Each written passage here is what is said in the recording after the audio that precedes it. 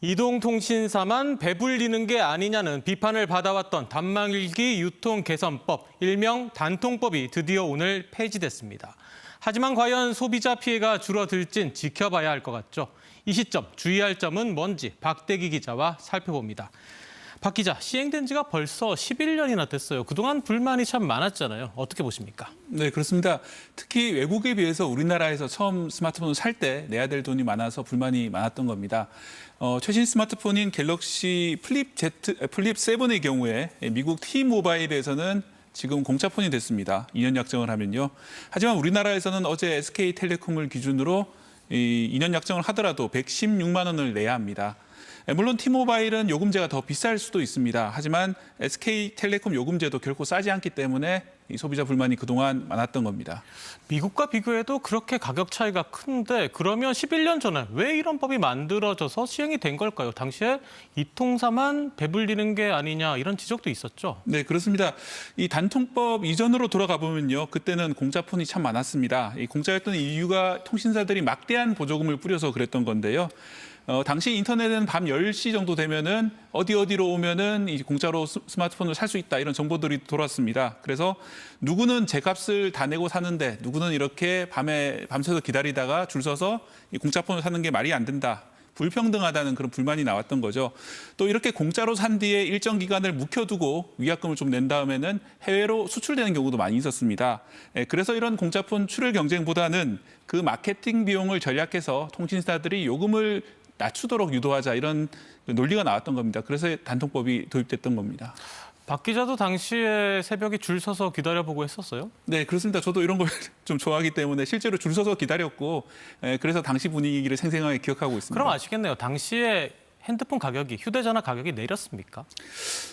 휴대전화 가격은 갈수록 올라갔고요. 또 요금이 문제인데 요금이 실제로 25% 내리는 약정제가 도입이 되긴 했습니다. 단통법 이후에. 하지만 그 5G 서비스가 도입되면서 또 한 차례 요금이 팍 올랐었고요. 그리고 결과적으로 요금 인하를 지금 체감하는 분들은 많지 않을 걸로 보입니다. 이 단통법이 시행되던 당시에 방통위 국장은 시간이 지나서 이동통신사들이 수입이 남으면 틀림없이 요금을 내릴 거라고 이제 확언을 했었는데요. 하지만 이렇게 통신사들이 선의에 기댄 조치였기 때문에 별다른 효과가 없었습니다. 결국 불평등을 해소하기 위한 단통법이 다 같이 비싸게 사는 그 단통법으로 됐다. 이런 불만이 나왔고요. 통신사들이 서로 싸게 팔도록 경쟁을 해야 되는데 사실상 좀 담합을 쉽게 만든 법이 아니었나 하는 불만이 나오는 겁니다. 결국 11년 만에 이 단통법이 폐지됐습니다. 네, 그러면 오늘 단통법이 폐지가 됐어요. 그러면 보통 이렇게 말하죠. 성지다. 성지. 그러니까 불법 보조금을 엄청 많이 주는 곳을 성지라고 하는데 이런 곳들이 없어지게 될까요? 네, 그런 곳들이 양성화되게 되는데요.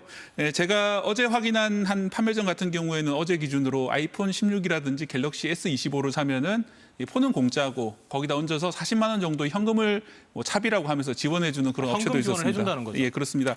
이런 업체는 과거에는 그 불법이었는데 잡히면 처벌받았거든요. 그런데 오늘부터는 합법화됐습니다. 그래서 이 시장의 가격 경쟁이 오늘부터 좀 더 치열하게 됐습니다. 물론 이런 업체들은 처음 한 6달 정도는 높은 요금제를 요구하기 때문에 그런 점은 감안해야 되지만 전체적으로 따져보면은 이 정식 그동안 합법이었던 그 지원금에 비해서는 훨씬 더 이득이었습니다. 그러면 이제 문제가 다 해결이 된 건가요? 단통법만 폐지하면 되는 겁니까? 안타깝게도 앞으로도 문제가 많을 걸로 보이는데요. 이 통신사들은 이번 단통법 폐지 이면에서 위약금을 강화하려는 여러 가지 시도들을 하고 있습니다. 특히 고가 요금제를 의무화 기간을 아까 6개월 정도로 말씀드렸는데 6개월 또는 그보다 더 장기간으로 연장한다든지 하는 다양한 수법으로 고객에게 좀 피해가 우려되는 상황이고요. 특히 일부 악덕 판매점 같은 경우에는 마치 공짜인 것처럼 처음에는 소개를 해놓고 이 단말기 가격을 나중에 할부금 형태로 청구하는 경우도 많이 있습니다. 정확한 공시 지원금 자체가 좀 사라진 만큼 앞으로 이런 음성적인 피해는 오히려 더 늘어날 수도 있습니다. 그러면 방법을 가르쳐 주시죠. 피해를 안 당하는 요령, 어떤 요령이 있을까요? 네, 판매점에서 흔히 쓰는 용어를 좀 알아두시면 알아야 된다. 도움이 되는데요. 반드시 알아야 될 용어는 할부 원금이라는 용어입니다. 출시 가격에서 모든 지원금을 뺀 가격, 실제로 내가 부담하는 가격이 할부 원금인데요. 만약 진짜 공짜 전화기라면은 할부 원금이 0원이 돼야 되는 겁니다. 따라서 계약서를 쓰실 때 이 기계의 할부 원금이 정확히 얼마인지를 확인하시고요.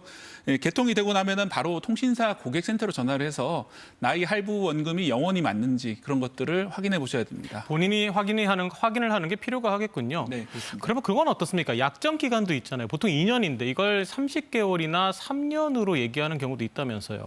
네, 일부 업체의 경우에는 이제 24개월이 아니라 30개월 이상을 요구하는 경우가 있는데요. 그런 계약은 웬만하면 피하시는 게 좋습니다.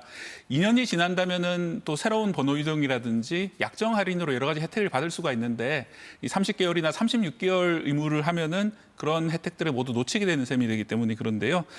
따라서 약정 기간은 2년을 안 넘기시는 게 좋습니다. 또 부가 서비스 같은 경우에도 뭐 어쩔 수 없이 받아들여야 되는 경우도 있지만 너무 고가하거나 쓸데없는 부가 서비스는 선택을 안 하시는 게 좋습니다.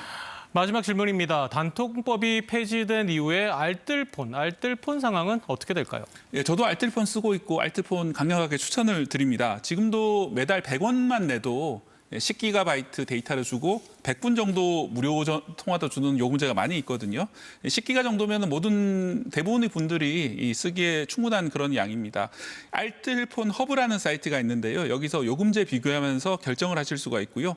월 100원 요금제 같은 경우에는 한 6달 지나면 요금이 한 10,000원 정도로 오르긴 하는데 그때마다 다른 통신사로 옮겨서 쓰면 되기 때문에 잘 비교해보고 쓰시면 되겠습니다. 네, 오늘 여기까지 듣겠습니다. 박대기 기자였습니다. 감사합니다.